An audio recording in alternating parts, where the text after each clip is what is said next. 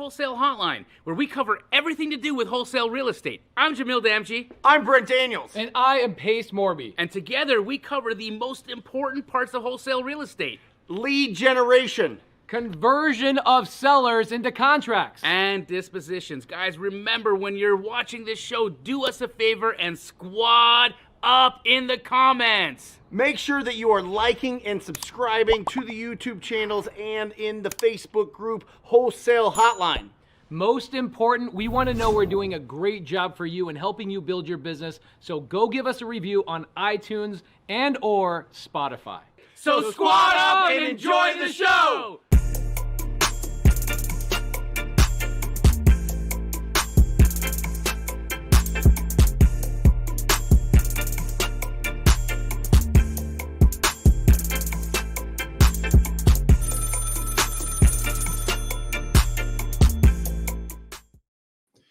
Jerry, the next time you come into town, we're going to have to reshoot that opening now that you are the fourth member of the band. So that's going to be fun. Welcome to Wholesale Hotline number 214.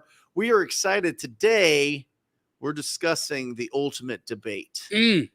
On market versus off market. Be it resolved. Who's ever participated in an actual debate here? No, not a formal debate. A formal debate. I feel like I have to debate. It always starts with be it resolved. Okay. So be it resolved that off-market deals are better for wholesaling than on-market deals. And then there's an affirmative and a negative. Okay. Affirmative would say that off-market is better. Negative would say that on-market is better. An affirmative would go, then a negative would go, and then they would each have a rebuttal. Okay. That would be the way to go. Now, here's the problem. Yeah. I think it's 2 against 1 because I think Jerry and I are both champions of on-market and the agent approach just out of economics and whatnot. You're the champion of off-market, of course. Yep. We would have Pace Morby also championing off-market because we all know his opinion on real estate agents. However, Pace is at the Masters right now. Yep. So he's unfortunately unable to join us. So I'm actually happy that he's not here. So Jerry, let's just kick the crap out of Brent. Let's go. This will be a lot of fun. Guys, put in the comments section if you're watching live, where you live, where you're doing business so that you can squad up in the comments section. It doesn't matter if you're on Jerry's channel, Jamil's channel, Pace's channel, or my channel. You can start to open up the conversations with people that are doing this business.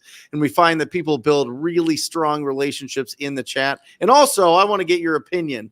Is it on market or is it off market that you think is going to win this debate? All right. So, all right, positive for on market. Okay, positive for on market for both you guys. One of the things that I think will you explain what on market means? On market means that these are houses that are already listed on the MLS. Okay, so already listed properties.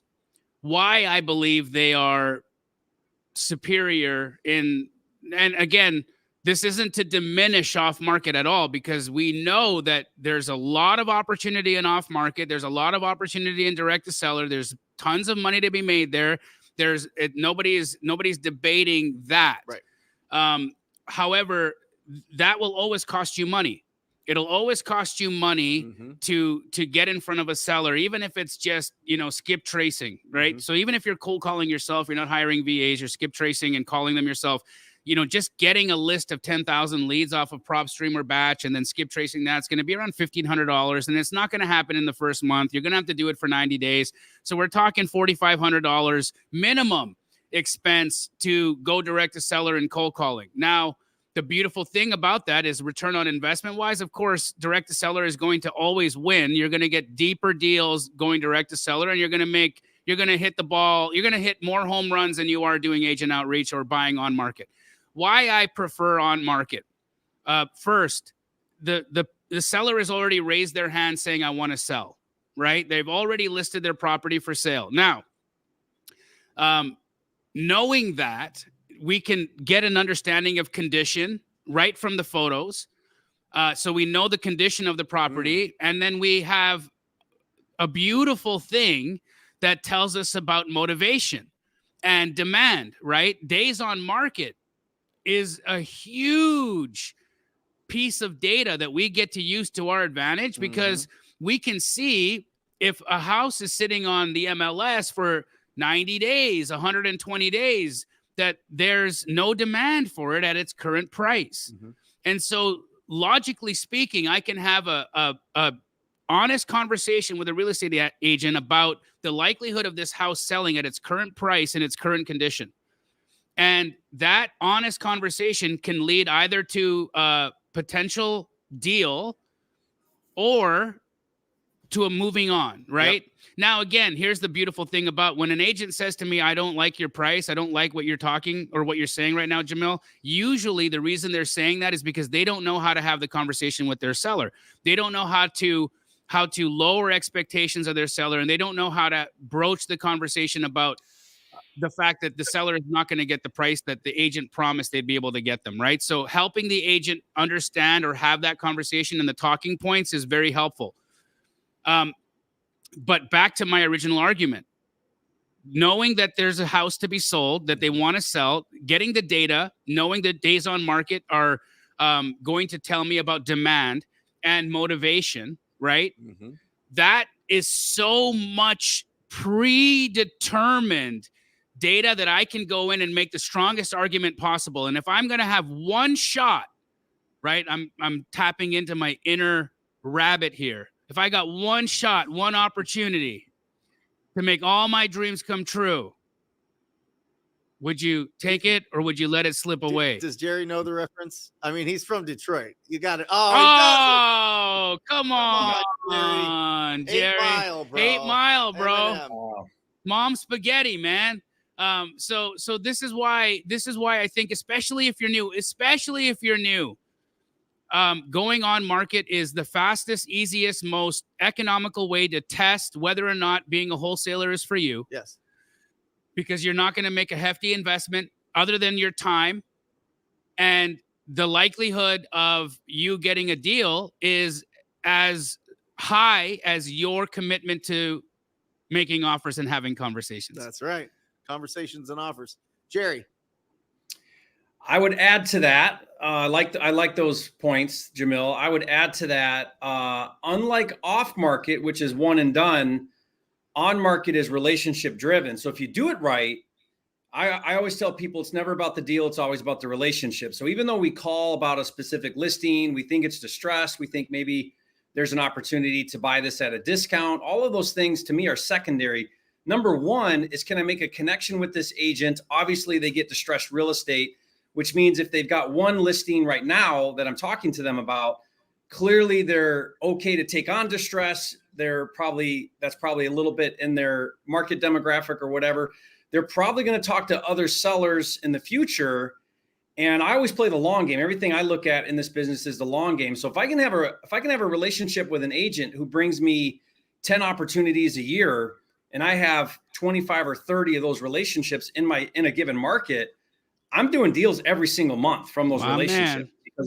Because now those agents are going to bring me those opportunities, especially if you create a competitive advantage and you double dip with that agent. Now you're strategically aligning with those agents on their listings. They're going to be motivated for you to win. They're going to be thinking about you when they get another property. They're going to be calling you. They want you to win because they win when you double dip, right? And a lot of people think double dip it's technically dual agency. And we think that might be limited to just states that do dual agency, because there are 12 that don't, but we do it just as much in Texas and Florida. They're non-dual agency states, because those agents will find a way. They'll either do designated agency with another agent in their office. Yep. They'll switch the agreement to a transaction broker, which means they can now take compensation on both sides and they don't represent either. Like they'll find a way. Or they get to build relationship equity with the other agent, right? Like imagine this, Jerry. I'm a real estate agent and I get somebody reaching out to me and they want to do dual agency, but I'm uncomfortable with it. Well, if I then say, okay, no problem, you don't want to do dual agency. Do you have a friend? Do you have somebody that you'd like to bless with this opportunity? Now think about it. This agent, they'll always have a friend. They'll always have somebody that they'll want to refer business to. that's relationship equity. They're just as motivated to have the deal work with that person as they'd be with themselves, because they don't want to bring a client to a friend for that deal to cancel. No. Yeah. No, they don't. They want to see that friend make that money. So you're leveraging relationship equity, and it's just as good as dual agency, in my opinion. Yeah. And so the most important thing that I say, Jamil, and everybody listening to this, Brent, is the most important part of that conversation with an agent is not about, hey, can I make an offer on this listing right now? That's great. Like, that gets us on the phone. But the most important thing is to say, hey, in the future, if you get distressed real estate like this, if you get a property where the seller's motivated, maybe they don't want to put some work into it, you're looking for a cash and buyer, investor, will you call me before you even list it? I'll help you run numbers on it. I'll help you get to a good price. I'll make an offer for you. I'll make the job easy for you. Who knows? Maybe we'll work it out where you don't even have to bring it on market. I'm a buyer. Save me in your phone as, Jerry Cash Buyer. Call me when you get deals like this. And then if you do a good job following up with those agents and you're front of mind, then the next time they get one of those, maybe you're not competing with everybody else, and maybe you can have an inside, on those deals. So to me, that's probably more important than any of this, because that's going to turn into repeat deals. Amen. One thing that I've been using, Jerry, that works really well is framing them in a situation they already understand.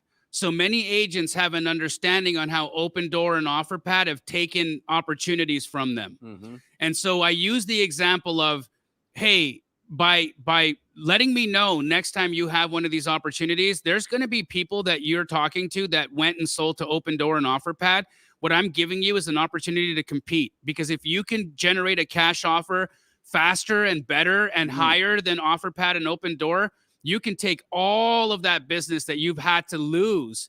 And so they automatically understand what I'm saying, because they're like, oh yeah, oh my God, oh, I remember losing this one. I remember losing that one. I remember this one where I wish I'd had a cash opportunity. I wish I had a cash solution. So you're leveling the agent up. You're giving the agent another tool, just as Jerry is talking about. Now you become the permanent fixture in that agent's tool belt. Right? They can go to any listing appointment and they've got a little Jerry Norton in their tool belt, and they're like, hey, I got exactly what's going to solve the problem right now. It's this man right over here. He is no nonsense. He'll give us a cash offer. It'll be very competitive. It's going to be 100% of as is value, which is important for them to understand. We're not lowballing here. We're not stripping equity. Our equity doesn't happen until we make an investment into the house. So I'll give 100% of as is value. And now all of the boxes are checked. Fiduciary duty, check. Client gets most money, check. Convenience, check. I make more money, check. All of these boxes that are the agents, think about it. Anytime you meet somebody, you have an imaginary box. You have imaginary boxes you're checking off in your head. Our brains naturally do this. This is how we diminish information so that we can understand the world in a more efficient way. And every time we meet somebody, every time you talk to somebody, your brain is subconsciously checking boxes to let you know if this is somebody that you should talk to or not. So check the boxes for them. We know what the agent's boxes are. Let's just give them the conversation that naturally checks the boxes. I love all that. I think that, listen, one of the hardest parts about this business is, what is a lead? What is a lead? And just to simplify it, a lead is somebody that has made the decision they're going to sell their property. That's a lead, because you could go creative if they want too high of a price. If they want speed and convenience, you can go with a cash option. But when you're going direct to seller, you're going to talk to a lot of people that have not made the decision that they're ready to sell. True. Right? And then sometimes we get into the rhythm of trying to convince people it's the right time to sell, which never works. So when it's on the market and they've signed all the documents, which is probably 20 to 30 pages of documents that a property owner has to go through to put their property on the market, they've made the decision. Yeah. If somebody gives them the right amount of money with the right terms, they're going to sell that property. So is it safe to say that you're on board with what we're saying? Oh. For a couple different reasons. So Okay. This is I'm going to give. I've got a couple things here. All right. All right. Number one, in 2010, I was bidding down at the foreclosure auctions, at the trustee sales. We're a deed of trust state, so we have trustee sales, not mortgages. And so these are the foreclosure auctions. And I would see people that would buy these properties at basically, retail value. I mean, the retail was going down and down and down because it was a story. It wasn't on the market. You can't even find these properties. You don't know anything about these properties. There's an allure to properties that are unlisted. There's a story that could be told at barbecues for years and years and years and years. And I saw it time and time and time again. Buyers would be coming in just because they wanted to buy properties that were off market. And now what's happened is we've got a lot of wholesalers out there that are they're working, they're building some momentum in their business, but they're not really good at comping. Mm-hmm. And they grab a property, they put it under contract, and they send it out to cash buyers. Cash buyers are like, bro, this isn't even close to a deal. Right. You're not even close to this. And it's almost, in my opinion, what I've seen with the buyers that we've worked at is they won't even look at a property if it's on market. Some cash buyers. Some, right? Not all of them. I think the buyers that we can count on closing, coming to title, putting the EMD down quickly, knowing what a hard money lender is, knowing who their hard money lender is, understanding all of that.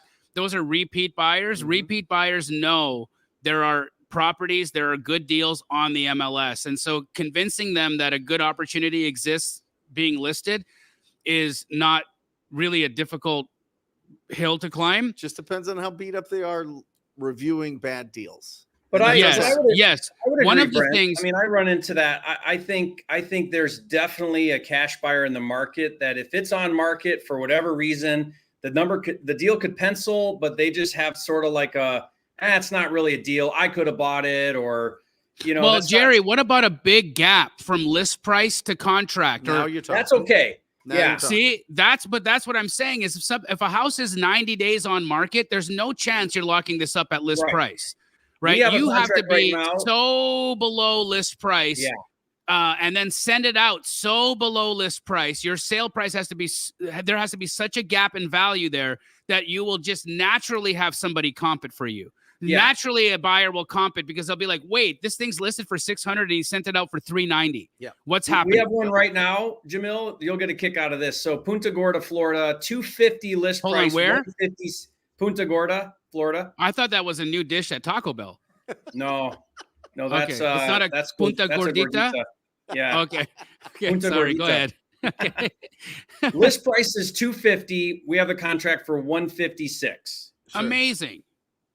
So, asking a cash buyer to pay 176 on a 250 list, that's not a hard argument to make. Exactly. So, but as long as you're comping, which again, guys, if you are having a hard time comping, I hate to self-promote, but I do twice a week. Yep. I'm putting service out there for everybody. I straight out of comping Wednesdays at 1 p.m. Pacific and Sunday at 4 p.m. Pacific. I will comp your deals live using the appraisal rules. I get it. I can comp a house in 30 seconds. I'm very good at it. And I'll show you exactly how I comped it so that you can go and practice yourself. I verbalize the decision-making that my mind is doing while I'm coming up with the numbers. So if you're having a hard time determining value, please subscribe to my channel, come to Straight Outta Compin' and learn. Yeah. And it is in relation to list price, a lot of it. Like, for example, we have another deal where it came out really underpriced and we ended up going over list price. And there were like 50 people at the house. I mean, it was hot. We got it because we were fast. We double dipped. We did all the right things and we got the deal. But now taking that to Dispo, we know right out of the gate about half of the buyers in the marketplace are just going to say no, because they're going to see list price. They're going to see the price we're dispoing it at. And it's just going to be a turnoff for whatever reason. I think it's stupid because the numbers should stand alone, but it's just how it is. And so we just know we have that challenge on that one, even though the price we're bringing it to the cash buyer market is a good deal. It's significantly, below value. Yeah, but it just happened to be listed aggressively low. And, here we are. So everyone's just got to understand what you're up against, right? So like, imagine you're taking a deal to your cash buyer. The cash buyer is going to Google it. They're going to see it's listed. And what experience are they going to have? What thoughts are they going to have? And how can you overcome them? How can you help them see that? So I'll say to the cash buyer, say, look, this thing was listed, but it was listed really far. We had to beat out a bunch of other people. It's still an awesome deal. Here's ARV. Here's repair number. You do your own due diligence, but this is an awesome deal. Don't worry that it was listed. We did all the work to get the deal. Here it is. And, overcome that objection. But Brent, I think you're right. It's definitely something that some cash buyers have a real problem with. The other part is appraisers use listings. They do. When it was listed, what it was listed for on the appraisals. If it was unlisted, they don't have to do so much justification for the increase in value. Well, they don't. They're actually not allowed. So this is one of the things. This is one of the reasons why I ask listing agents not to put the house on the MLS before giving it to me. Right. So anybody here that's you doing like off-market deals? I do love off-market deals. I mean, brother, be it resolved. Okay, but hold on. Agent outreach. Let's agent outreach is a strategy for off-market deals. Yes. I know. I'm just talking about a lot of people when you're starting out, you see a deal on the MLS, you see it's lower, it's been on the market, it's beat up, and you see, oh, I'm going to make an offer on this. Yeah. And then, it kind of, in my experience with the students that I've worked with, they have to get it significantly under. Yes, sir. That's the only route if it's listed on the market. A freshie, like Jerry just said, a freshly listed, well-priced home. Yeah. One of the two strategies I'll typically do is I'll just buy it, close it, and then send it out so that it's no longer on market. And then they'll see it was listed, went pending same day, closed same week. And then I won't aggressively resell it. I'll be very conservative on my profit margin because they'll see it recorded at, say, 150, and then I'm sending it out at 169.9. They're like, I can do that. They don't have a problem with that. So but talk about what happens in the appraisal. Yeah. So if it's a fix and flip. Okay. So this is different when it's a big problem. It's right. a big, these price stamps, these MLS price stamps, they do bone your buyers. That's why it's very important when you have these conversations with listing agents to say, look, don't bone my buyers. Don't put me in a situation. Look, I'll pay you more money than I would be able to pay you if you give it to me before you list it. I will add an additional $10,000 onto what my offer would be if you give it to me pre-list, because when you put this on the MLS, you create a price stamp. And even though appraisers aren't supposed to use that in their determination of value, they do. And lenders do. And lenders choose appraisers that work that into their valuation system. So do me a favor, do yourself a favor and your client a favor. I will give you more money if you give me the opportunity prior to listing it and keep it off the MLS. And that argument works. And if they're like, wait, hold on. And I'll say, how many times have you been in a fix and flip situation with a buyer and had it under appraised because of what they paid for the property? Appraisers don't know how much things cost. Look, appraisers still give you 10 grand of value for a pool. Who's built a pool for $10,000?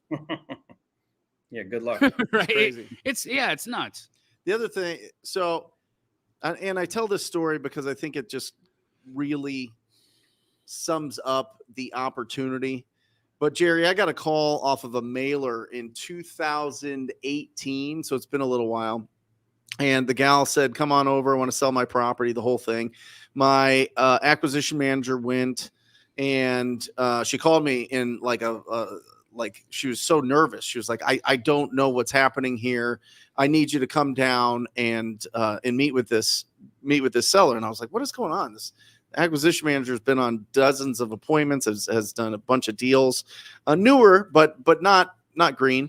And so I go down there, and Fran was the seller, and she wanted to. I looked at the Zillow estimate on the way there. It was in South Phoenix, and the estimate was $220,000. And I got there, and she wanted $9,000. She wanted $9,000 for her house, and I said, listen. have you sold any houses before? And she said, yeah, I've been a broker for 20 years with Century 21. And I said, well, what do you think you could put it on the market and sell it for? She said, oh, probably 200,000. It wasn't even that beat up, Jerry. And I said, so why are you giving me $191,000 worth of equity? And she goes, I have no one else to give this property to. I have no siblings.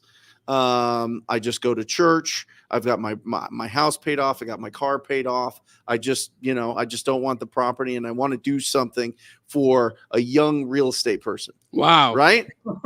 Like that, right? Wow. I just want you to, she literally told me, I just want you to win big. And I was like, I don't feel good about this. I need you, like, I need to talk to an attorney. Yeah. She had her estate attorney get me on the phone. She Wow. said, I have told her not to do this. I went down and she told me she went down to Saint Something's, a Catholic church down the way, and met with the priest. And I went and talked to the priest, and he said the same thing. So I'm like, I don't know what other excuses. No, you do the deal. You do the deal, and you drive her to church until she passes away. Right. I mean, right? she wasn't that old. You know what I mean? What'd you do? She was just, so I bought the deal. That's so good. What's Leonard Wells asked, what's your point with that, Brent? The point is, you're not going to get that on market. The point is, there's no way that happens on market. The point is, the deal of a lifetime comes around once a week. It's the absolute fact. Here's Go ahead, Jerry. Sorry, Brent. No, I was just gonna add to that. I was gonna say there is some truth to that. Like on market, typically, like a 10K is a typical win. Every now and then you can get a big one, but you got to remember there is an agent there, and they are going to protect some of that equity. Of course. And there's the urgency isn't as high as an off-market lead, some off-market leads, because clearly they have time. They're listing it, so they got time, a little bit of time on their hands. Well, we typically see it's a disinterested seller.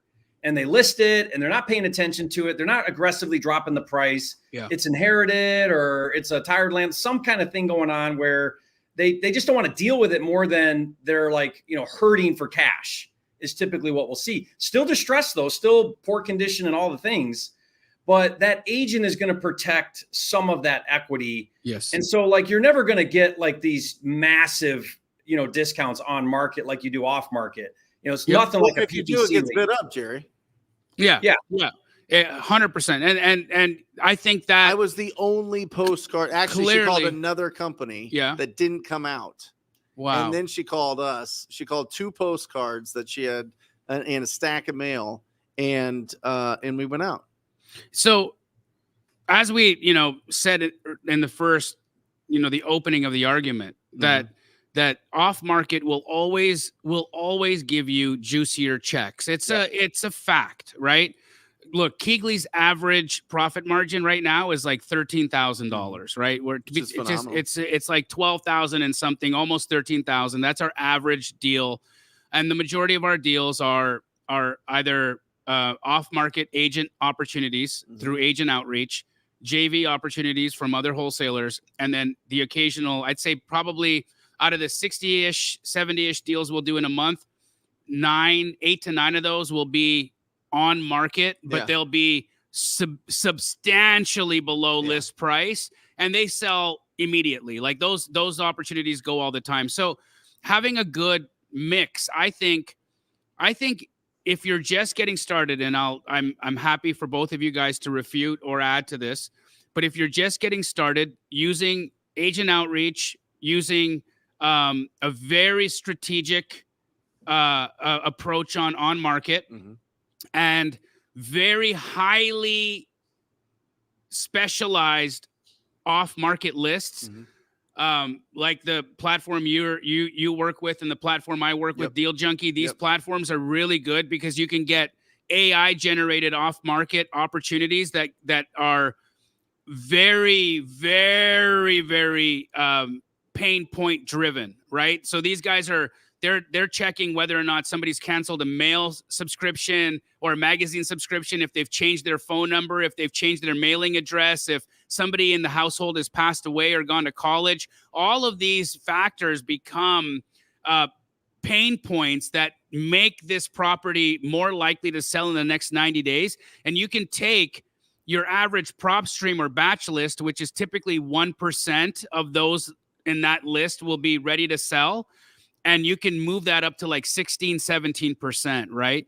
And so I think that is how, or you do, a program like Jerry's Find Me a Deal program, right? Where Jerry's your buyer, right? Like, I mean, at the end of the day, and Jerry don't give a smack if the deal is listed on the MLS. He's just buying deals, right? So that's a phenomenal opportunity right there too. So, I mean, I think having a good blend as a new wholesaler is the way to go.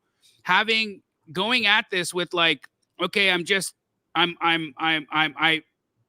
although specializing is a good thing, especially in the beginning, but having a good blend, especially you've gotten one deal under your belt, 2 deals under your belt, and now you're like, okay, how do I do this at scale? How do I do this as a business model? You've got to dip your toes into a few different pools. What are your guys' thoughts on that?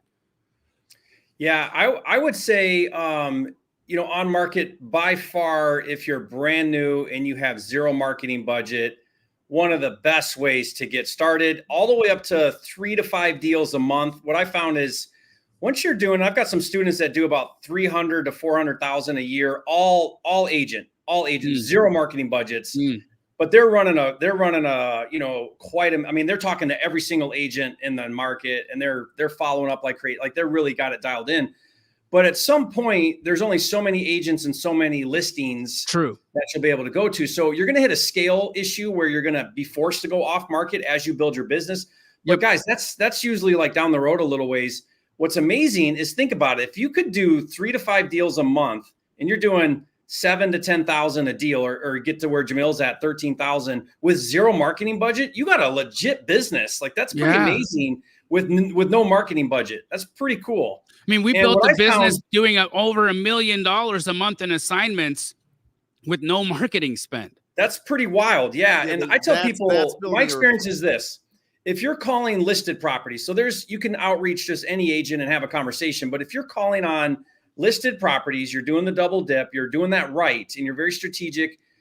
I think it takes about 100 offers to get your first deal or less.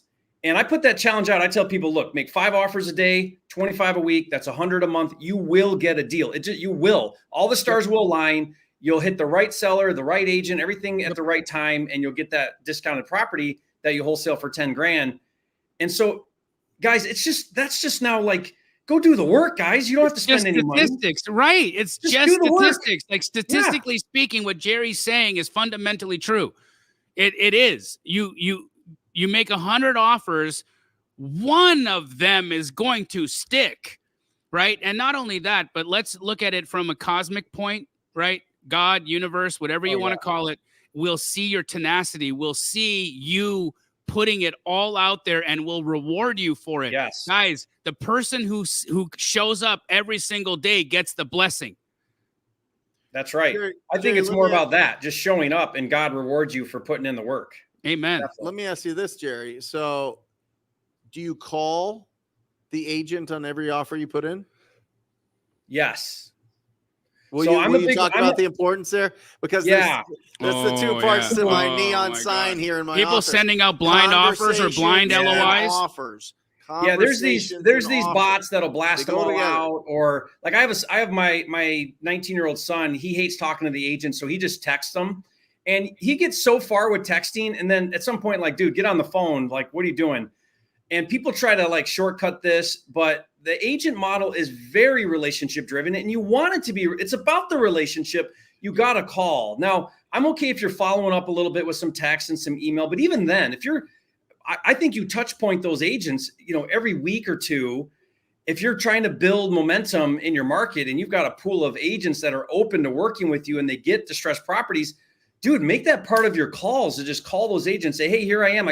We're looking to buy. I got cash. Do you have anything? Do you have anything? Do you have anything? Pretty soon they're going to be like, they're going to sit down with a seller and they're going to be like, man, this is a perfect investor deal. What do I do? Oh yeah, Jerry Norton's buying. And they call Jerry Norton, that's what you want to have happen. And that doesn't happen with texting and email, in my opinion, for the most part. I agree. You have to have a mix of person-to-person contact, You've also got to stand out. Your follow-up messages they just can't be boring. They can't get lost in the shuffle. They can't be, hey, anything to look at this week? Like, guys, come on. Use your personality, right? Use your conversation skills. Like, figure that out, right? How would you stand out?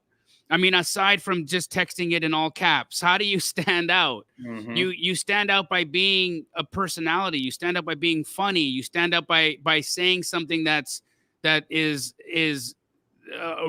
relationship driven.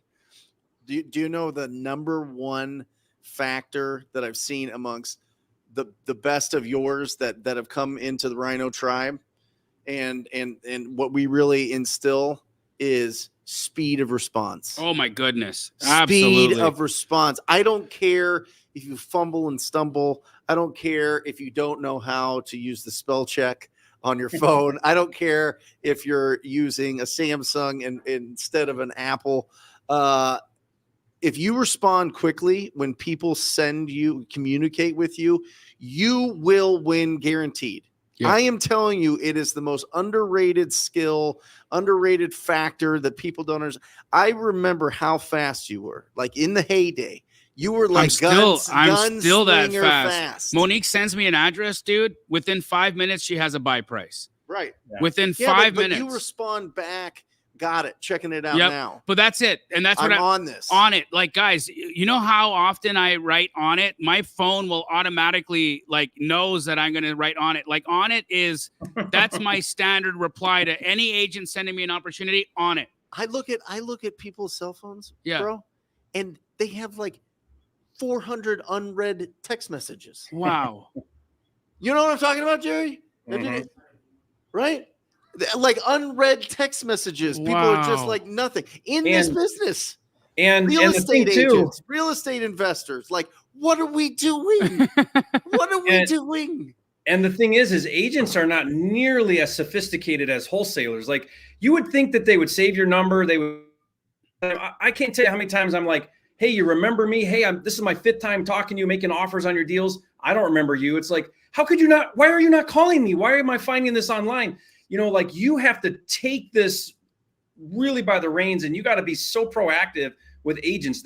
Don't assume they're going to remember you. Don't assume they will never remember you.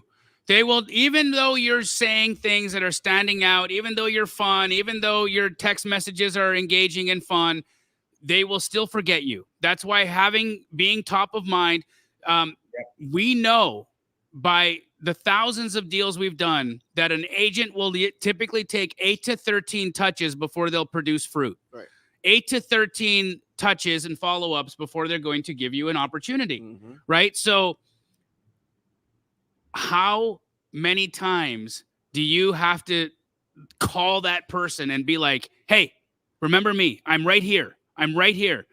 8 to 13 times, guys. Tattoo that on your forehead, put it somewhere like that you'll never forget.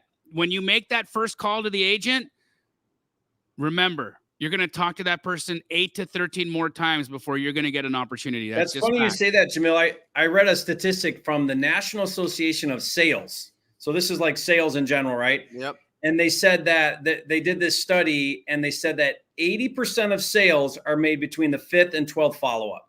Wow. So that's right in line with what you're saying. Right in line with what we're saying, 100%. And that's so then you can see that these ratios, they're universal at a level, right? Yeah. Sales in general it's a universal technique. It's a universal process. Yeah. And so whether or not we're talking houses, cars, widgets, Rhino figurines, statues, they're going to require follow-ups, and it's going to take that process. And that's not an on-market thing. That's just a sales thing. That's off-market, on-market. Yes, that's just a people thing, really.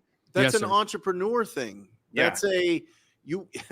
That's making an impact thing. If you want to go out and make money outside of your 9 to 5 of people going, hey, this is how you can provide value to the world. Here's this job that you have. Okay, great. If you want to do this for yourself, I am telling you, respond fast and have some positivity to it. Have some love behind it. You Yeah. know what I mean? Okay, so- you have so can I that. and share- it shocks people. Can I share another reason why I like on market?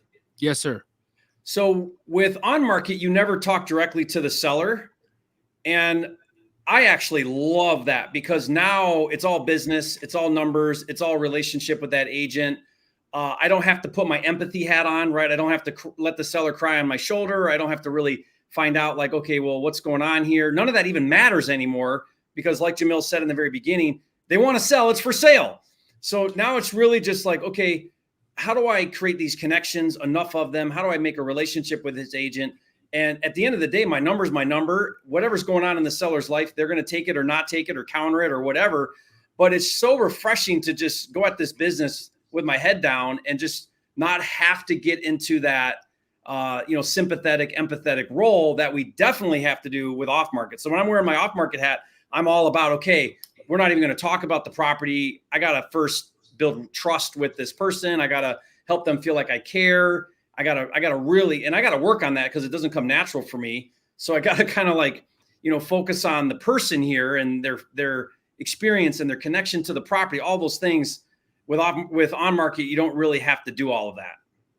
Yeah, that's the difference, I think, in the earned income. That's why I think the checks are bigger. There's way more emotions involved. There's way more problem solving involved. There's nobody there that's walking them through it like an agent would, unless it's an attorney or something. We run across that a lot, especially with inherited and probate deals. But yeah, when you're going in there and the house is destroyed and there's dead animals and somebody has smoked 1.5 million cigarettes inside this place and the windows are broken and there's or they lost their job everywhere. or somebody died, like there's hard things going on. Yeah, I mean, there's just a lot. There's a lot more when you're going direct to seller, but I think that the reward for that is higher. I think that you get an emotional award for reward from helping somebody out of that situation. I think that's why a lot of people and you go into, you could do this. You could literally go out and find the 1,000 worst properties in whatever market you're in and get the addresses, look up True People Finder or whatever, White Pages, anything online. You could get their phone number. You can get their contact information. You can knock on their door. You can send them a handwritten note. You can send them an offer that's just going to open the doors to a conversation. Mm-hmm. You can do that for very, very little budget, if not zero budget. That's what I did. I mean, I had nothing going on. Yeah. You know what I mean? Yep. So, I mean, Yep. driving for dollars, getting those, looking for those properties that need significant investment and just, reaching out to the property driving owners for dollars. Let's just be clear. Driving for dollars is still one of the greatest ways for starting real estate investor. The only problem is that if you have a W-2, it's difficult to do. Yeah. So it's just a very time consuming approach, right? But driving for dollars, people have time. Hands People have down, time. hands we have down. 168 hours a week. Yeah. People find the time. People find the time. People that want to be that have that brain, that different brain that's like, I'm not gonna just watch TV and lay in on the couch or just stay in my dark house all the time. The people that are watching this, the people that are involved in our life, they got that fire. Yeah, they do. They got lightning in their fingertips. They got sparkles in their eyes, and they're ready to go out and do something special. So people have the time. It's just not as efficient as looking online. Yeah, it's hard to scale. It's hard to scale driving for dollars, but getting your first deal, and especially on low budget kind of situation, driving for dollars is very, very, very, very good. I want to very quickly just speak to Leonard Wells. He said, "How do you get around the proof of funds?" Leonard, I have $1 million that I have in a bank account that I keep untouched to help you with that. You email flipfundllc@gmail.com. I will provide you a proof of funds. Okay. So flipfundllc@gmail.com. I will provide you a proof of funds so that your offers are legit. Agents even call me and I call them back and I verify your proof of funds. These are the things I want you guys to know though. Okay. You have to be very clear to the agent why you're buying the house. These are not for owner-occupied properties. These are not for houses that are in good condition. All of you guys that are using my proof of funds and sending it to houses that have been fully remodeled, stop it. Because you look dumb when I tell the agent that this house is it a fix and flip? Is it what is it? What are they doing? Where they're like, no, I think they're going to live in it. Don't do that. Because I will tell the agent that I don't loan on owner-occupied houses. So you have to know what you're doing here. When you're going to provide an agent with a proof of funds, you are looking for a house that requires a tremendous amount of work or is in original condition, and that you're doing it for an investment purpose. If you have clearly expressed that, email flipfundllc@gmail.com. I will provide you a proof of funds. Natasha, Jerry, please put that in the chat for people. Jerry, will you help Paula out here? Very green to this. How do we find buyers for our deals? What happens if we don't find a buyer? Yeah, great question. So my favorite method is, I call it the neighborhood flipper method. But what I do is, your best buyer on any deal is going to be a local active investor already investing in the same neighborhood as your deal. Because all flippers and buy and hold investors, they like to do deals where they're already doing deals, right? Because they've got it all dialed in. They know their neighborhoods, they know their markets. And so what I do is, I just simply, wherever my deal is I want to go back online, and I'm going to look up, okay, well, who's flipping houses? What are some sold flips? I know they're flips because they're fully renovated, they're vacant, and they're sometimes staged. So, okay, that's a flip. That investor who's 2 streets over might want my deal. Or it's active. It's an active flipper. Maybe they're thinking about their next deal. Or maybe I'll also look at stuff that's really low price, like the bottom of the market, because that's probably an investor who bought that and now they're in the process of fixing it up. Maybe they're thinking about their next deal. Yep. So I'm going to go to those investors right there near my property. The closer to my property, the better. And I'm just going to reach out to them, and I'm going to say, hey, I got this property. Maybe you're interested. Come take a look at it. And one thing I do a little different, I don't know if everybody does this, but what I like to do is, I don't skip trace or look up the investor directly. You could do that. But what I do is, I simply call up the agent who listed the property for that flipper, and I go directly to them. And they're highly motivated to get their investor another deal because they're bringing value. They're going to get to relist that on the back end. And they will gladly take their investors to your properties, and you don't have to compensate them. They'll do it because they want their investor to get another deal. And well, you compensate them as well, and you've even got more motivation. So just work the agent in, right? It doesn't have to be a full 2-3%. You can give them a 5-10K, whatever that is, and they're, because they know they're going to get the listing on the back end there. So it's you're just teeing it up. And I want to add to Jerry's checklist of how to know it's a flip.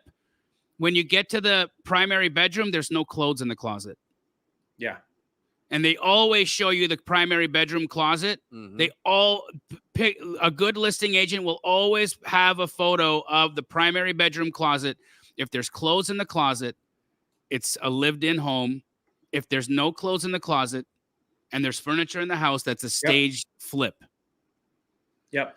Do you have anybody that could help dispo any deals around the country? Yes, I do, actually. If Paula, also, if you want to reach out to me on DM on IG, I'm happy to connect you with my 118 franchises across the country that will help you dispo your deals. In addition to that, I'm sure that there are people in the Rhino tribe. I'm sure there's people in the Flipping Mastery tribe who could also gladly help you. The sub 2 community is extremely active in helping dispo opportunities as well. And as is the Astro Flip. Let me just say this, Paula, you are in the right place right now because you're surrounded by the cream of the crop in the world of wholesale. Every one of our communities has gangsters in them who will absolutely knock it out of the park for you. So you've shown up to the right place. I would also add this, Paula. Oftentimes we think about step 2 before step 1, right? And we're like, well, I got to have all the steps before I take any steps. And I would try really hard not to do that. I would walk a little in the dark, and I would focus on getting a good deal. And I've never had a good deal that I couldn't dispo. Now, I've had bad deals I couldn't dispo, but I've never had a good deal that I couldn't dispo, and I couldn't dispo it quickly. So maybe, there's other ways around doing this, but maybe focus on getting a good deal first, and then, reach out to any one of us, or that you can JV a good deal anytime. That's easy. So I kind of have a philosophy. It's a little different than what some people teach, which is the hardest part is getting a deal, because a good deal sells itself. So I'm not going to worry so much about the dispo side. I'm going to worry about getting a good deal and put my energy there. And then once I get a good deal, I know I can move it very quickly. Absolutely. Yeah, Paula, watch out for the 3 Ps, right? Paralysis by analysis, perfectionism, and procrastination. All right. Massive imperfect action wins every time, wins the day, Paula. So go out there and find some really great opportunities. And anybody here in the chat can help you out. I'm telling you. Somebody knows somebody that works in your market for sure. I want to very quickly go through this list. So I've been reading the book, The Creative Act by Rick Rubin, and a phenomenal book. And in there, Creative Act, the Creative Act by Rick Rubin, he comes up with 20 reasons or 20 excuses that people make to stop them from taking action. Let's go. So here they are. Okay. Number 1, believing you're not good enough. Number 2, feeling like you don't have the energy that it takes to create or do what you're trying to accomplish. Number 3, mistaking adopted rules for absolute truth. Right. Number 4, laziness / not wanting to do the work. Number 5, settling, not taking your work to the highest expression that it has. 6, having goals so ambitious that you never start. Number 7, thinking that you can only do your best under certain conditions. That's what we're talking about here. Like, I need to know everything. I need to know who my buyer is. I need to have a red light on. I need to be wearing my purple thong. That's just me. I have to wear my, but you know what I'm saying? These certain conditions, these magic conditions are not always going to line up, right? So thinking that you need to have them is kind of crazy. Number 8, requiring specific tools or equipment to do the work. Like, I can't do my job as a wholesaler if I don't have Privy, or I can't do my job as a wholesaler if I don't have Batch or PropStream. Yes, you can. You can comp on Zillow. You can do and use free tools. You can use Flipster, whatever. There are tools out there that you can use. PropWire. You can use these tools that are legit and free that will help you. So please don't think you need to have all of these special things in order to get it done. Number 9, abandoning the work the moment it gets difficult. Oh, I know how many of you I'm talking to right now. Number 10, feeling like you need permission from somebody to start. Oh, you have permission. How's that? Number 11, letting a perceived need for money, equipment, or support stop you. Number 12, having so many ideas you don't know where to start. That's a big one for all of you shiny object people, and I think that's going to be the majority of us here. I've had shiny object. Jerry's had it. Brent's had it. We've all come down with that condition. And real estate is so versatile that you're going to have a lot of flavors to lick.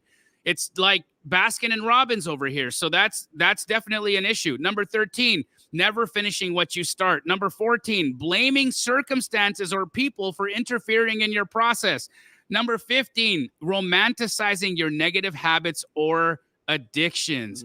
Oh, remember how fun it is when you got drunk all weekend long and how great that was and how much fun you've had not making money. Number 16, believing that certain moods or a state is required for you to do your best work. Oh, I just don't feel like it today. I'm in a bad mood. Number 17, prioritizing other responsibilities over your commitment to doing your work.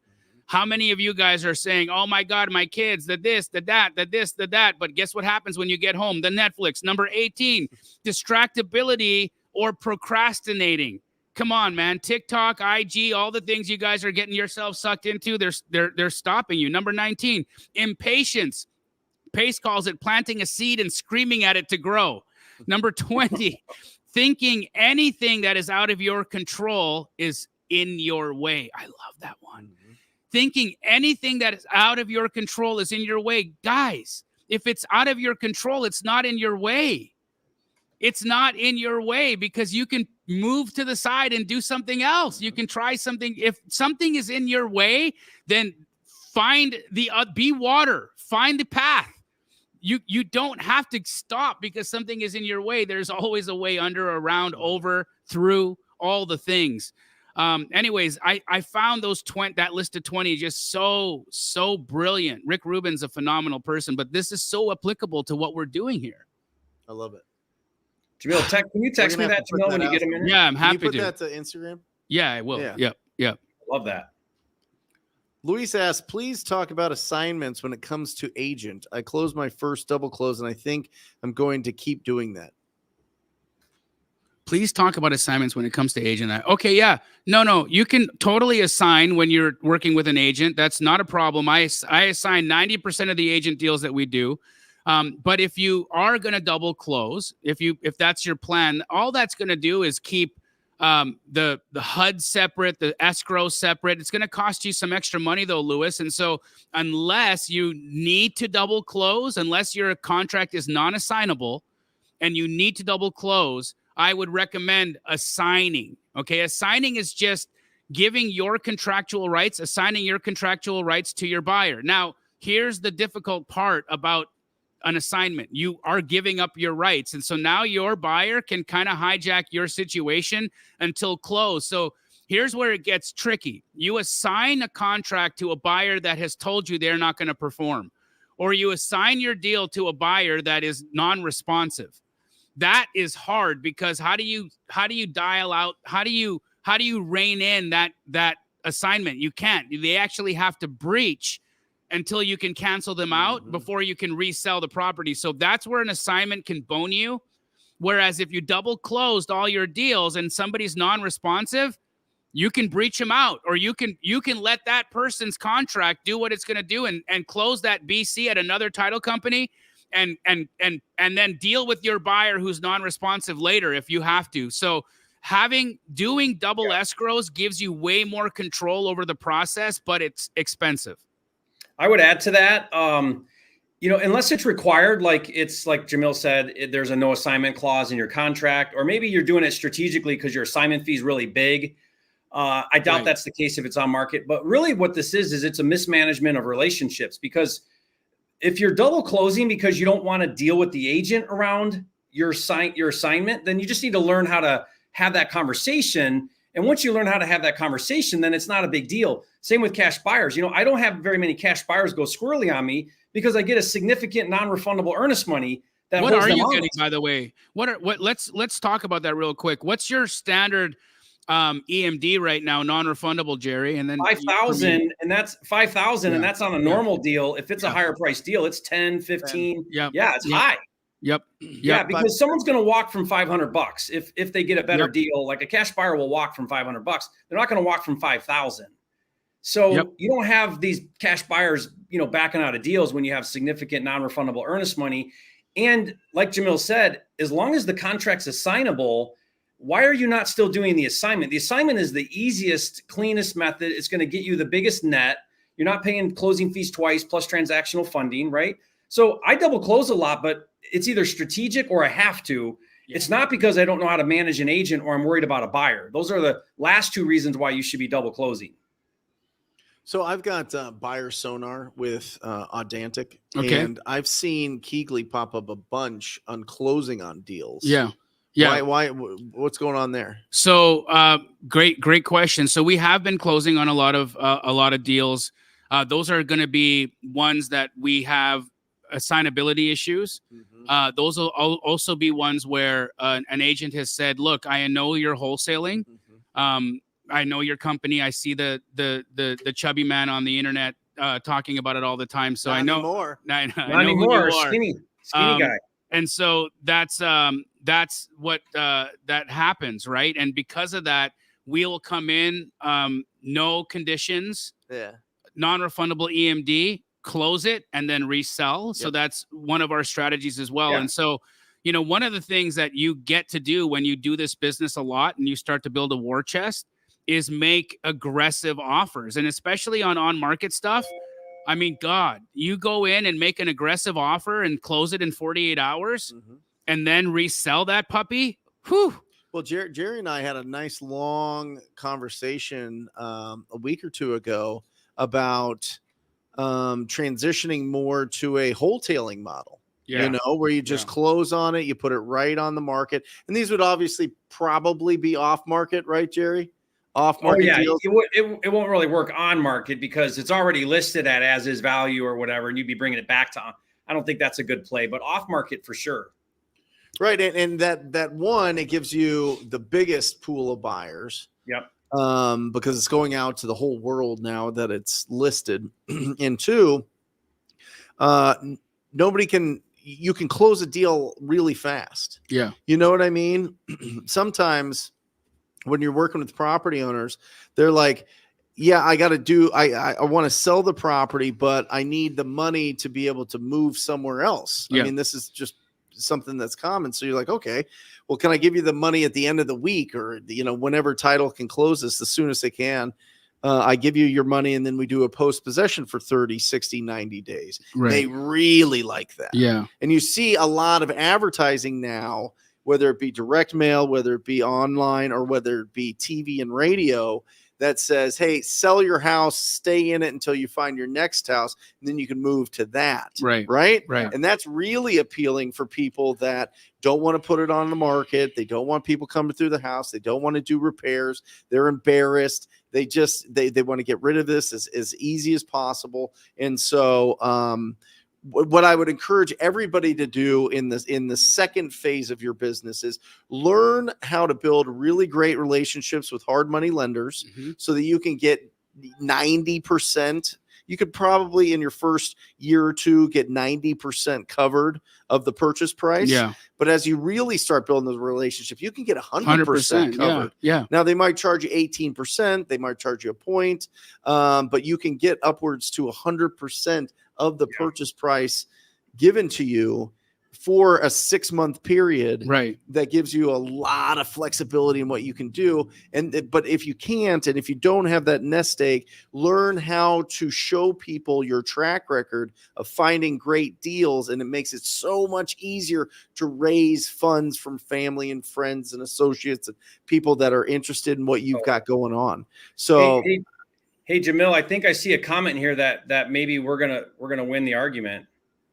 Zunif, ZUNIF 858. Pull that up there, Brent. let me see. And while you're doing that, Brent, I want to just really quickly speak to Julian Jimenez. Says, I'm in SoCal. Come on, Jerry. Zunif, hey, first of all, Zunif, come on. Here we go. Hey. Hey, I think it's pronounced Zunif. Zunif. Oh, Zunif. Zunif got my first. Well, he got his fifth deal. First deal 2 days ago. I took on Jerry's 100 offers challenge. I thought I'd be the first one to prove Jerry wrong, but 72 offers in, and everything went right. Now, listen. If you're going to keep the deal, fantastic. It's a done deal. If you're going to sell that deal, get it sold. If you're going to sign it, get it sold. Zunif. Move heaven and earth to get that thing sold. Amen. So that you can get the proof of concept, because once you have proof of concept, your life has changed forever. Yep. That's the second stage, I think, in being a real estate entrepreneur. Number one is find your community, find your tribe, find people that are doing this, find a connection, whether it be a RIA, a Real Estate Investor Association, whether it be a Bigger Pockets meetup, whether it be mentorship, whether it be whatever it is. Find people doing this business. And number two, do your first deal and get proof of concept. Yep. Because once that happens, and Zunif, it's been 2 days. Like my goal is to dispo a deal in 48 hours. Like if I either have a deal or I don't have a deal, if you're pushing that baby hard, you should know if you got a deal, right? Yes. So yes. Julian Jimenez, I want to speak to this because I think we can diagnose the issue here. He says he's in San Diego. I have good buyers with reasonable ROI expectations, but I still get outbid all of the time. Can't figure out why. Julian, it's because you're going after freshly listed MLS properties in Southern California. Okay. That is always going to be highly competitive. And if it's well priced, that means it's going to get bid up. And if you're coming in at list or not going in over list, because let's just face it, in SoCal, the actual buyer, the end buyer is who you're competing against, not other wholesalers. You're competing against the actual end buyer who's going to come in non-refundable, over list, closing in 3-4 days. And that's why you're getting beat. Julian, switch your strategy from freshly listed on market properties to properties that are on the market that are 30, 60, 90, 120 days. Now you've got motivation. Now you've got obviously they're overpriced, but you've got an opportunity now to come in and actually negotiate. And because it'll be overpriced, you're going to show your buyer how well you did in your negotiation when you locked that thing up 150,000 less than list price.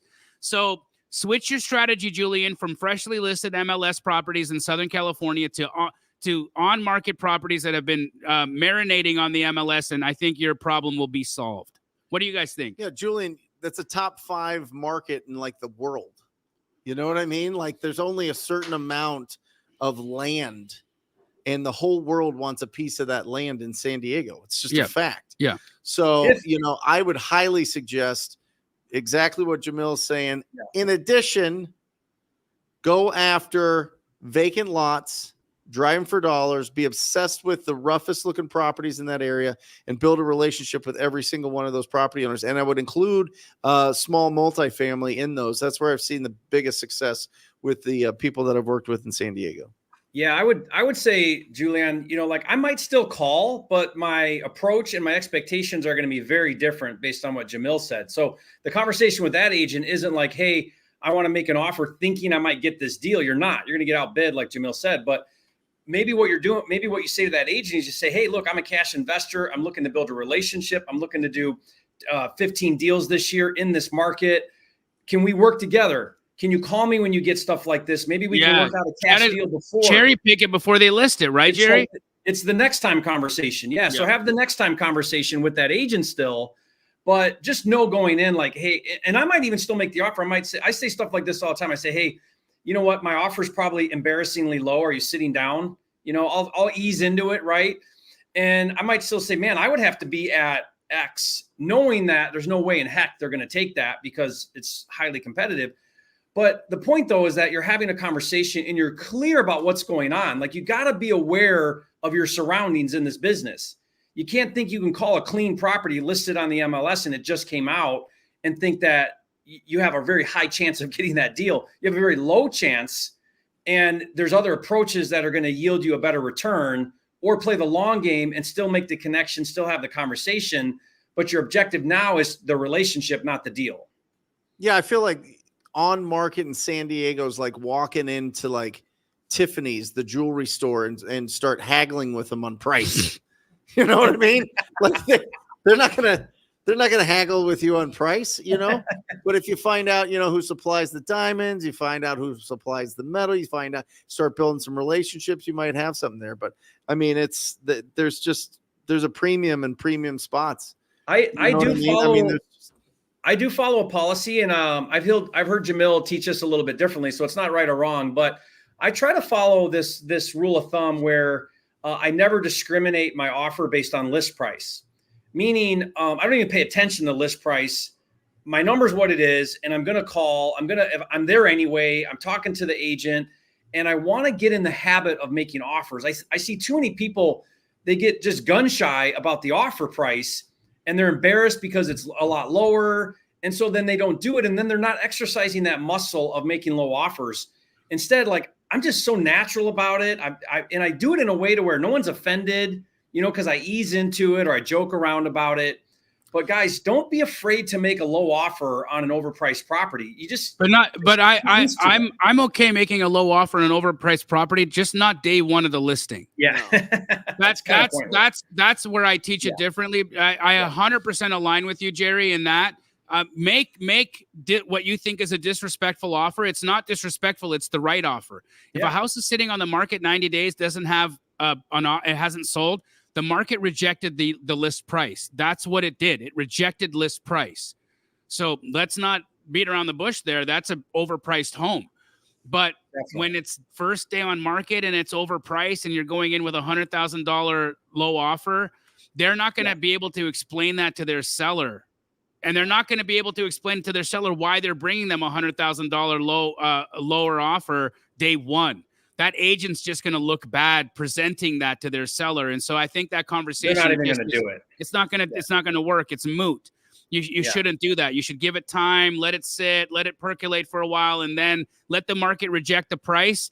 Then go in with your $100,000 under list price offer. Give it some time to sit there. Yep. Let them think about the mistake they made in pricing it there. Yeah.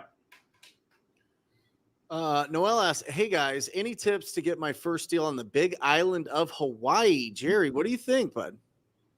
I mean, we treat Hawaii like no different than anywhere else. It's all about the same thing, right? You got to talk to a lot of people. You got to source and find deals and make offers. I mean, they're doing deals in Hawaii just like they are anywhere else. So I don't know. I wouldn't treat it really any different than anywhere else.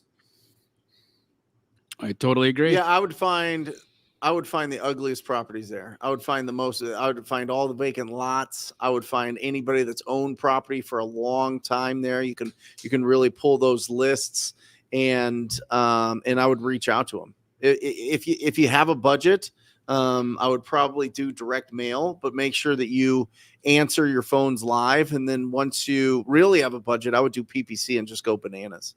In the smaller market, I mean, if you really hone in pay-per-click in major markets, especially, but in smaller markets as well, it is powerful when people reach out. But remember, anytime an inbound call comes in, you answer it live. Answer it live. You or somebody on your staff, somebody internal. I'm telling you, if you get some sort of call service, it's not going to work. If you just let it go to voicemail and call them back, they're going to call somebody else. You got to treat it like the roof is leaking and they need a roofer over ASAP, right? That's the mentality that you have to have when it comes to inbound leads. But if you're going outbound leads where you're being really proactive, you're reaching out to them, find the ugliest properties over there, and make sure that you talk to all those property owners. Find some way to communicate with them. All right? Awesome. Great questions. Here we go. Our favorite. Oh, Joel, what up? What up, bro? How do you get the low ball offer across to agents? How do you go for no with agents compared to sellers? So, Joel, first, I never frame my offer as a low ball offer. I always say this is 100% of as is, right? I'm only going after it is 100% of as is value? The buyer.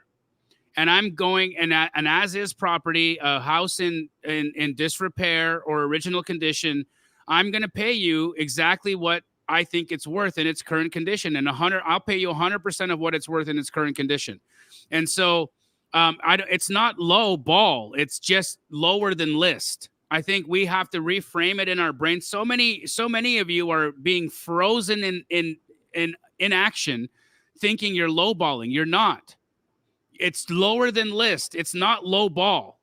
Okay. And lower than list is because list is high.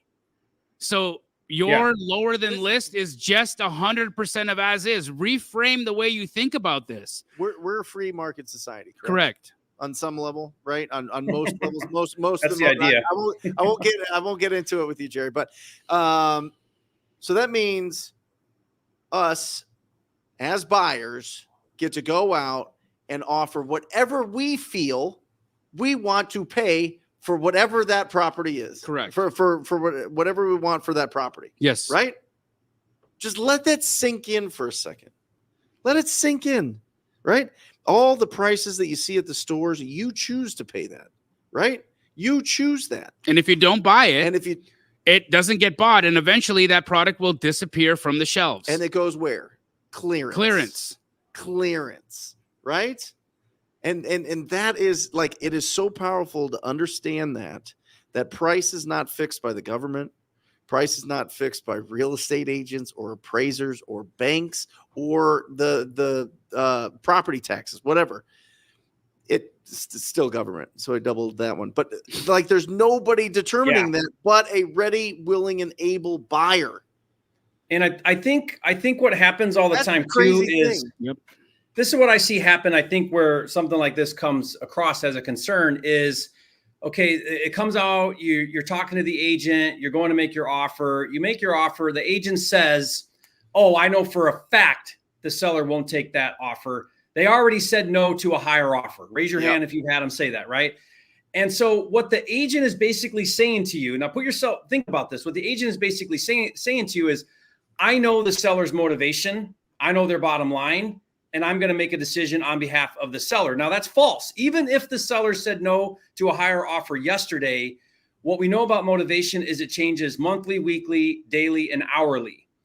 And so I don't ever assume that an agent actually knows the motivation level or the bottom line of the seller. So I'll say to that agent, I'll say, look, I totally get it. You're probably totally right.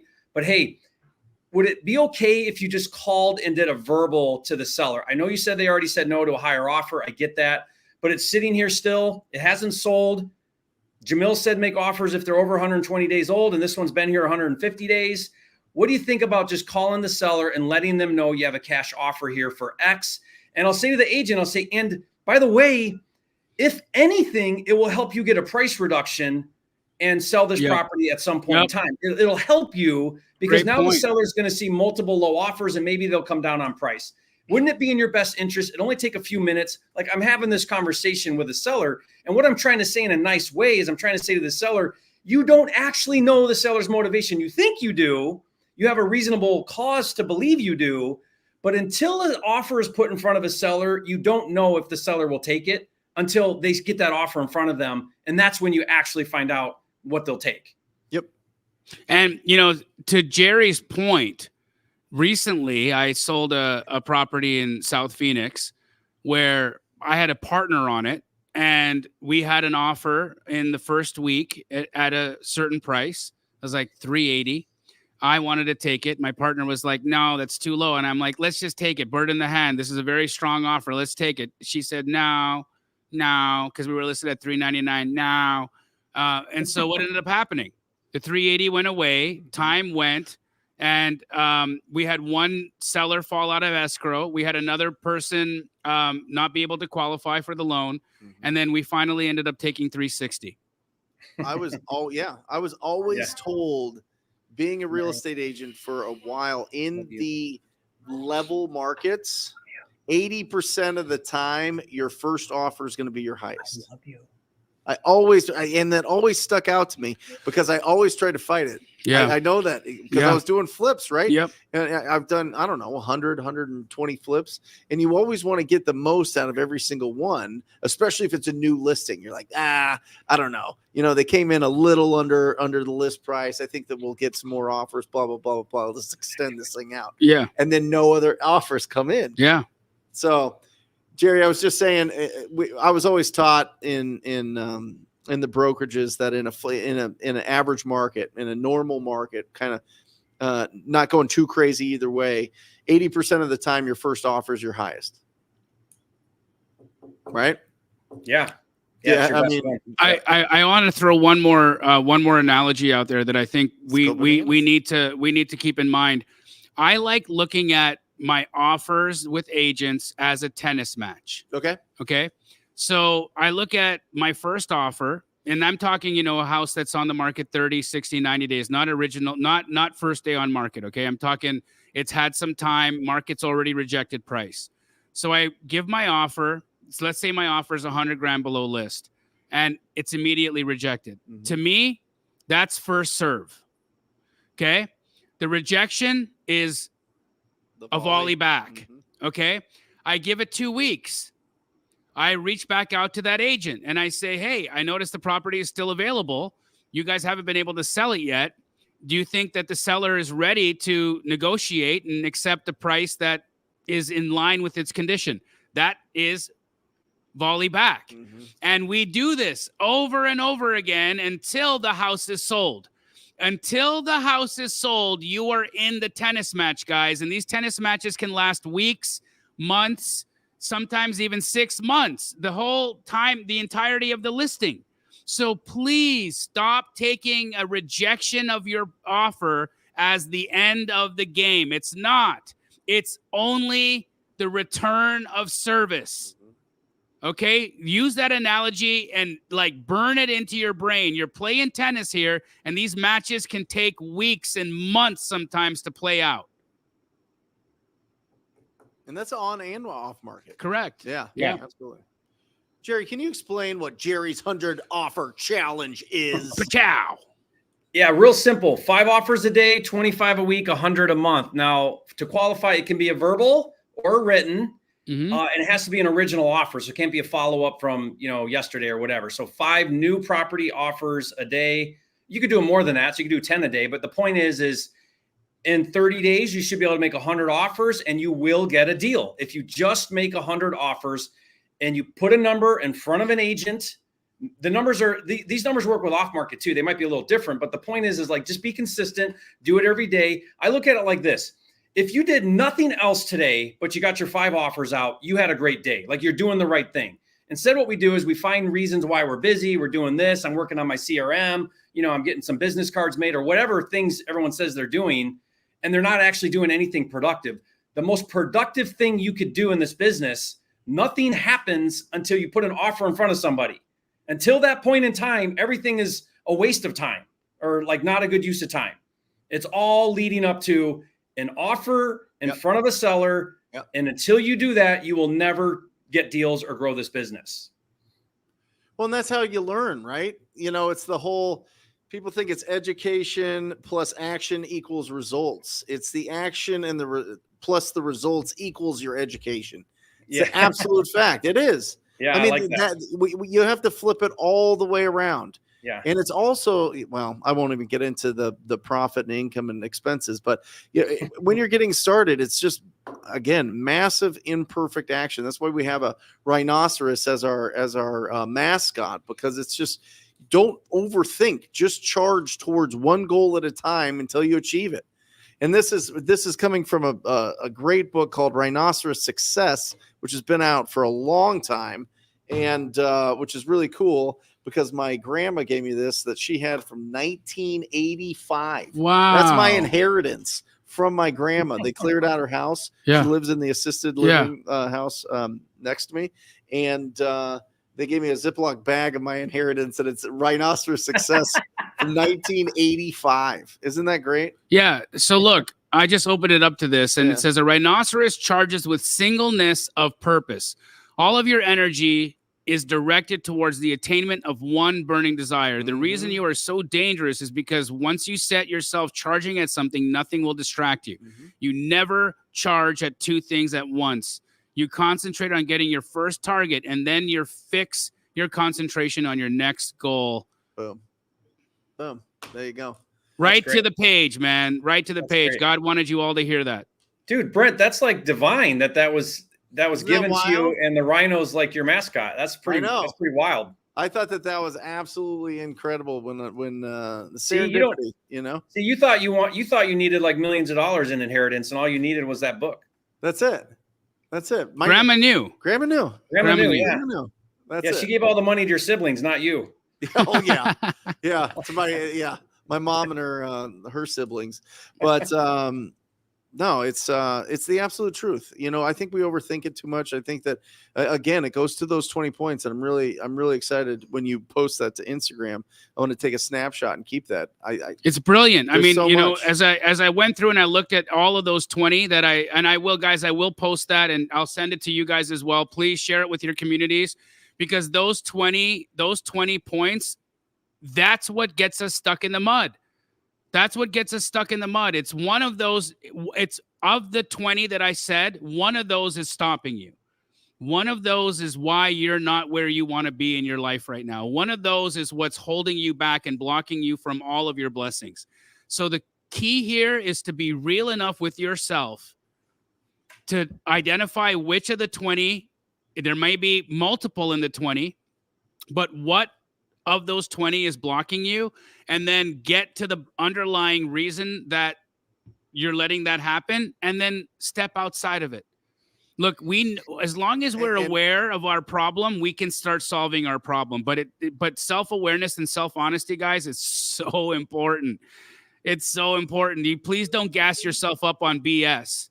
And I'll tell you the best way, and this is just for me personally, that I have found to get past some of those things that you're talking about. Yeah. Some of those, that list of 20 is being around people that have already mastered that. Yes. Being around other people that aren't afraid to take action. Aren't afraid to go. Jamil said hi. Let me say hi to him real quick and then go back to bed. Hi. Say hi. He can't see you. Hi. Hi. How you doing, buddy? Good to see you. Welcome to the show. I'm good. Your dad's doing awesome. Yeah. Oh, he's sleepy. The whole time. Okay. As nobody talks. Okay, go wait for me. I'll come tuck you in. Love you, buddy. That's awesome.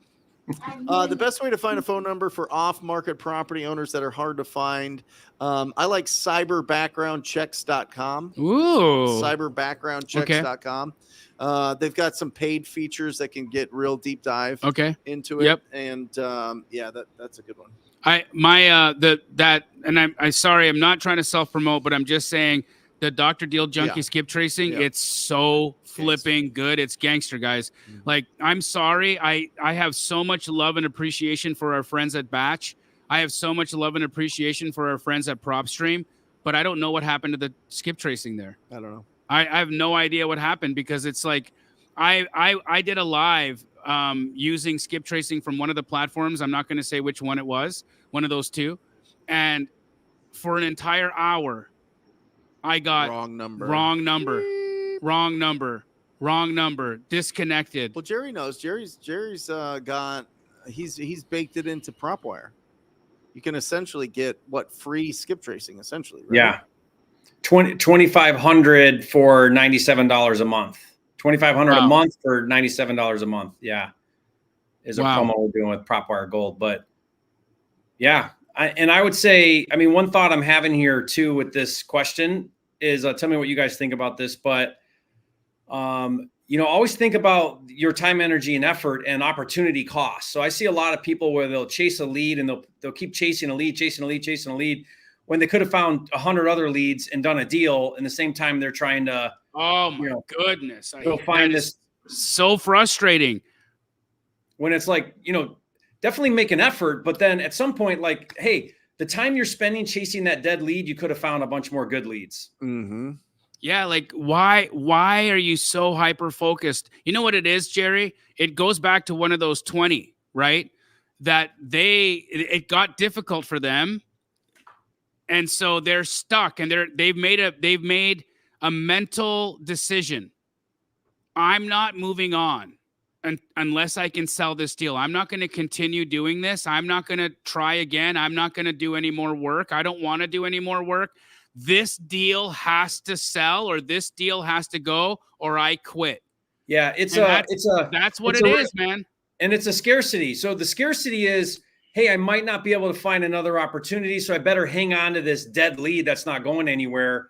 Rather than abundance is like, hey, there's 1,000 more opportunities right around the corner, and I'm going to find a better one anyway. Like, it's a different mindset to think abundantly about lead gen. Absolutely.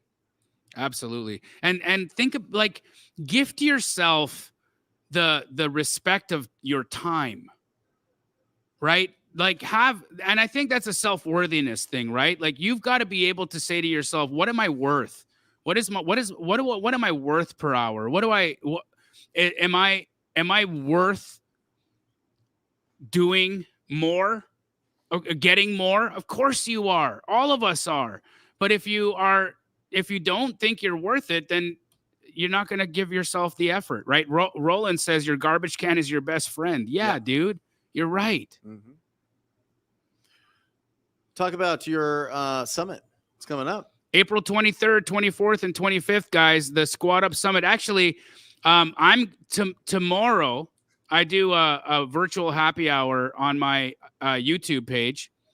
So on my YouTube channel. Tomorrow, I'm going to give away a few free tickets. So come to the virtual happy hour. If you haven't been able to buy a ticket yet for Squad Up Summit, and you have, a financial thing that's holding you back from attending, I'm going to give away some tickets tomorrow for free so that you can make it. So whoever hasn't yet gotten a ticket, we're at the tail end here. I've got a few extra, back pocket tickets that I can give away. Come to my YouTube channel tomorrow at 4:00 Pacific, and we'll be selecting who's going to get the free ticket. So Please come check that out. Yep. Jerry, what do you got going on? What are you dropping this week? Well, we're doing some new episodes of the Watch Me Wholesale show that Let's go. I used to do that for a while. I did 30 some episodes of that and then got away from it, but we're going to be starting that back up. We've got another, like the first one coming back here in a few days, I think. Come on. Super excited about that. That's a lot of fun. It's basically randomly selecting a market, go in there and find an opportunity, call and make an offer all in like 30 minutes. So just to show that, guys, you don't have to overcomplicate this. Like there's opportunity all around you and you can do this. And here's what it looks like. So that's a kind of a fun thing we're doing this week. Yeah. Super cool. I'm gonna show up to Jerry's Watch Me Wholesale and just watch you, dude. Like that. I bet you're so good. That'll be so entertaining and also educational at the same time. What an awesome show. What about you, Brent? Have you come on. Maybe you can come on and do one with me, Jamil. I'd love to, Jerry. I'd love to do one with you. Let's make it happen. Okay. I'm flying to Augusta to the Masters. You're going to the Masters? Yeah. Thursday, Friday, Saturday, Sunday with my whole family. Hey. So it's it's How going to cool. be really exciting. I'm truly not like a golf guy, so yeah. But apparently this is something my dad wanted to go to for a long time, so we're going to make it happen. How much were the tickets? They were I mean, they're $20,000. There's not they're not tickets. They're badges. Oh, okay.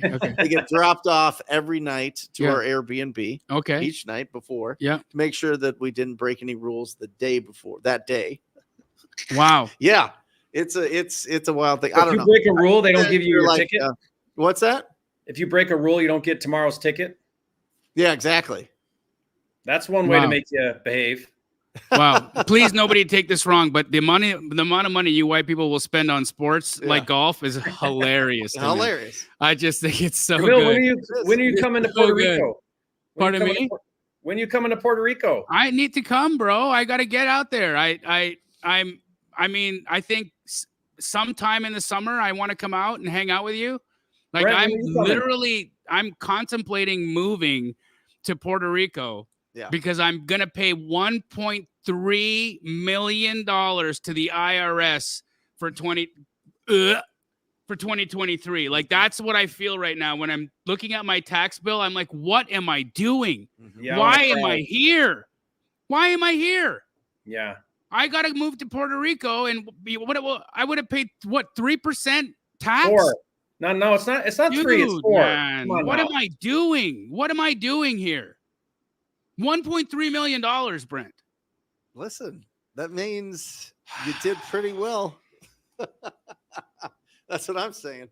I mean, I'd rather make money and pay taxes than not make money and not pay taxes. But come on, man.